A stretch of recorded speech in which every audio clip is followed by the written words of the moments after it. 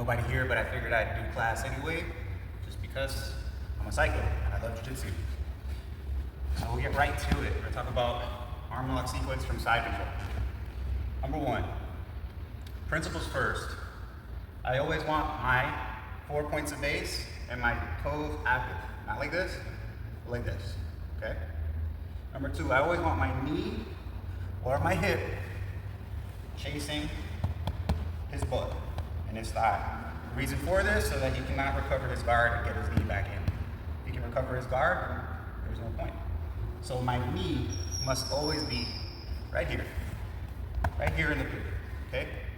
Number two, doesn't matter ultimately where this arm is, but we always are looking to have control of both arms if we can. We want double underhooks with my head over his head. So not this way, okay? If you're gonna be this way, you're gonna wanna lean your head over his head, or you're gonna wanna bring his head to your head, okay? So if we're here, it looks like this, where if I'm here, I don't wanna be here because this helps him to push me here. My weight distribution is off. I want my head over his head. My head is not over his head. I can easily bring his head over my head by cross-facing him. This is proper side control, okay? I don't need to have my chest on his chest, not yet. This is enough to cage him. From here, he's got options to turn towards or turn away. Whichever way he goes is gonna give you something, okay? If he turns towards me this way and this arm comes up here, you're gonna have your belly down arm, or your knee on belly arm lock. But I wanna go over the basic arm control sequence. So we're gonna have one arm over, one arm under. So what we're gonna look for is to be in the proper position, 4 points of base, active toes, hands on the mat, head over his head, chest over his chest. Okay, now I'm gonna switch my knee for my hip. Boom, so now my hip goes to his hip. I'm gonna underhook this arm, and I'm gonna trap it. Okay, just touch my face and trap it. Now that arm is behind me. That arm is held right here in between the bicep. Go ahead and trap it in there, bring it to your shoulder. Now that's your arm. Now he's got this arm. It's the only thing he's got left, because if you start choking him, he's gonna push your hand, which we'll talk about that. You can start to choke, you can put your hand on his head to keep him flat, you can cook him, let him get tired, move around, stay in this position, chasing, hip to the butt, okay? Keeping your head over his head and look at my knee wide, okay? This is not necessarily a setup, but it's what everybody's gonna try to do. They're either gonna try to push your hip or push your knee to, to get you from being over them and to create space. They're trying to get to their side, they're trying to push you away. So we don't need to grab this or lift this arm, okay? As soon as they start to push, we're just gonna kick our knee through, one, okay? Kick our knee through, and we're gonna go ahead and step all the way over. Now there's other things, obviously, like getting into Kesa and all that. We're gonna step all the way over, our knee right over his head. So once the hand pushes through, we're not gonna fight it. We're not gonna fight his arm. We're just gonna kick through and step over, boom. From here, my toes, up. From here, my toes, whenever I'm in north-south, they're never active. They're always flat. Because I'm gonna sit down on his head so he cannot move.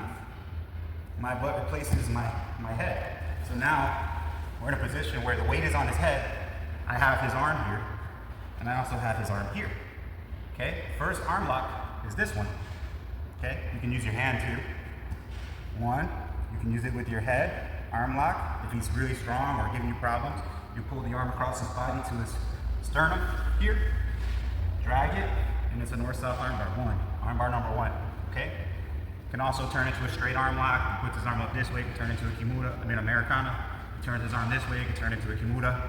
But ultimately, if you have full control of the arm, you're gonna get that nice straight arm lock. You can also have a wrist lock at the end if you want. Second arm lock. This arm that's already stuck under the belly. I'm gonna put my elbow right behind it and hip in and pull the arm back. His arm's kind of short for a dummy, but you pull the arm back and you hip in, arm lock right here against your belly, okay? So your elbow comes back, you can grab your own butt with it if you have a nice long arm, and you hip in, boom. So you have two arm locks, okay? 1 and 2, okay? That's the first sequence, okay? There's more, but let's just get it to the first sequence. So from here, if they pull an arm out, you always have another arm. You can also go into your north-south, sit on the head and get into your Kimura position, or just your straight arm lock position, okay? Let's do it one more time. So over here we have our outside underhook, our knee is chasing the butt, our head is over the head, we kick through, we step over, and when here's a very, very, very strong detail, because some people are really strong and they're not gonna let you keep their head. You want their shoulder and their head together, almost like you're putting them to a head and arm triangle. So you're gonna put their head before you step over, and then drop your knee, okay? Whether you have the arm that way, or you have the arm this way, there's other options, okay? Here's my arm bar, here's my arm bar, okay? From here, if you do not have the arm bar, or they're giving you a really hard time and they're hiding it in here, and they're giving you really hard and they're hiding it in here, your next submission is to reach back, pull the head up, come forward just a bit, leg under the carotids. See, right in here, leg under the carotids, sit up, push the hands down, head over his head, sit back. It's a choke. It's called the ass choke, okay? Or whatever Eric Paulson likes to call it. If you don't have the carotids and their head's not turned, they're usually going to turn to try to get out, and that's where you get a nice lock on it, sit back, push the body down, push the arm, the elbow, and the knee, sit back on their neck, the ass choke, okay? If they fight, arm lock plus ass choke, okay? Another one, arm lock plus ass choke, okay?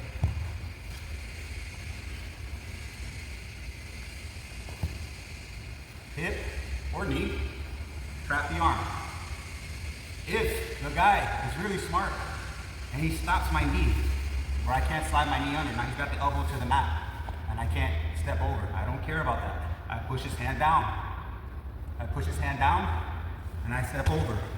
Now my knee can go to the side of his head, kind of like a cross face, okay? Once my knee goes to the side of his head, then my elbow. Now his head is trapped, okay? Now I do the same thing. From my elbow, I have his arm, my head's over his head, my knee is trapping his head. Now I slide to my hand, same thing, step over his head, pull his head up, bring my knee under, arm lock, or pull the head up, ass choke, okay? Doesn't matter about the other arm there being there. Wrist locks, Yamudas, arm bars, okay? Let's see what other details. Last detail. The position is the most important. Knee in the butt, head over head, cross face of the head so that my head is over his head. Look at what I look like. I look very symmetrical while he looks very bent and out of shape, okay? Can't do a bench press from here. It's not strong from here. My toes are active, ready to move, but I'm not giving him forward energy. I stay over him like a weight, always. If I move too much left, too much right, too forward, too back, I'm helping him, not helping myself. I need to be like a weight over him at all times, pushing him down into the ground and being something he has to lift and hold up in order for me to be within my principles. And my head over his head, my body over his body, my knee chasing his butt, my 4 to 5 points of base, right? The entire time that I move. So another good example here is from the same position, I cross face, I go and I get an underhook here, and I go ahead and switch my hip.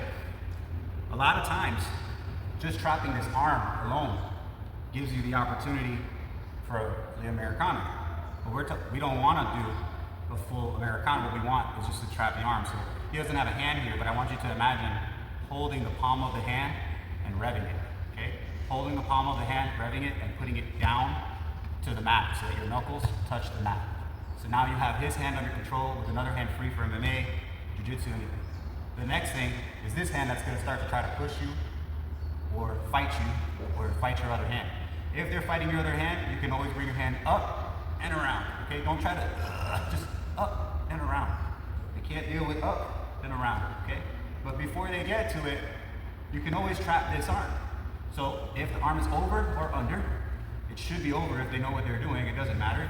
You go ahead, you step, you push the arm between your legs, and you go ahead. And now from here, everybody has a different opinion of how this crucifix should look.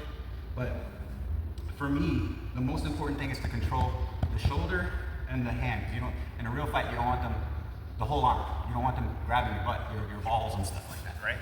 So if I have my knee under the shoulder and my other knee pinched together with his hand here, I'm not so worried about arm barring him. You can see this.